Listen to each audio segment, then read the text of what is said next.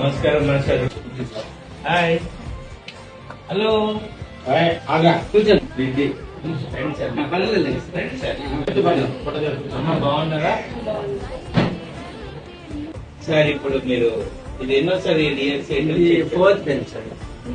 2008 లో first time రాసి అప్పుడు పోస్ట్ వచ్చింది సార్. కాకపోతే 70-30% పాటలో పోయాను. 30% పోయిన తర్వాత నుంచి చదువుతూనే ఉన్నాం. అప్రాక్సిమేట్ 18 years అయింది. మీ పేరు వేరే ఏజ్ అనేది 45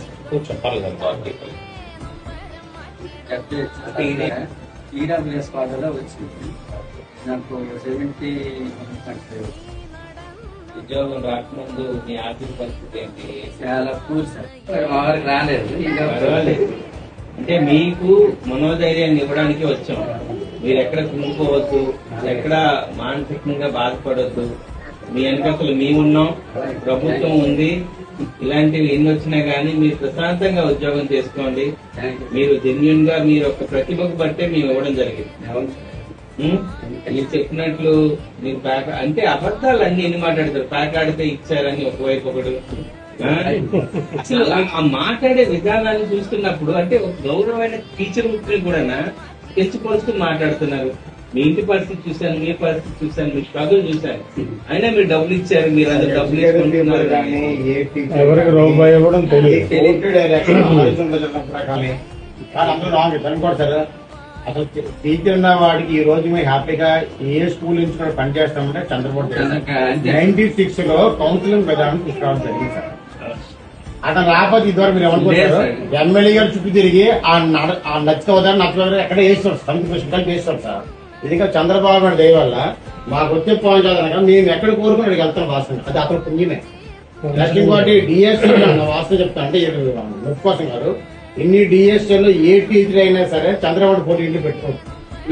టీచర్లు మాత్రం ఇప్పుడు ఈ రోజు ఆయన వల్లనే వరస డిఎస్సీలో అటు వచ్చి వరుస వచ్చేస్తారు. అందులో డిఎస్సీలో అదే చెప్తున్నాం. మేము కూడా గర్వంగా చెప్పుకునే విషయం ఏంటంటే ప్రభుత్వం, తెలుగుదేశం ప్రభుత్వం వచ్చినప్పుడే డిఎస్సీ తీసాయి. టీచర్లతో అనుబంధం ఉంది. అందుకని మీకు మనోధైర్యాన్ని ఇవ్వాలి. మీరు బాధపడకండి, అది ఏవో మాట్లాడుతుంటారు.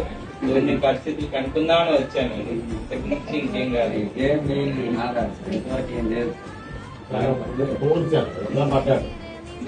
ప్రశాంతంగా ఉంటారు.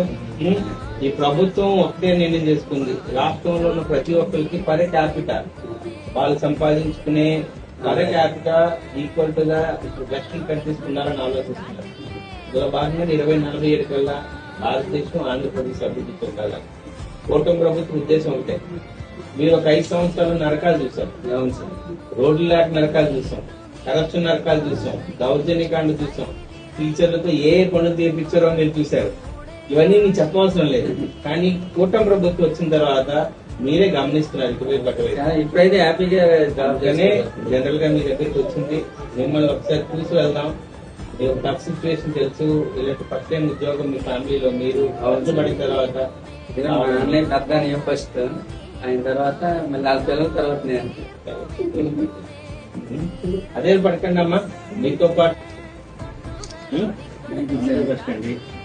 మీకు మిమ్మల్ని అయ్యా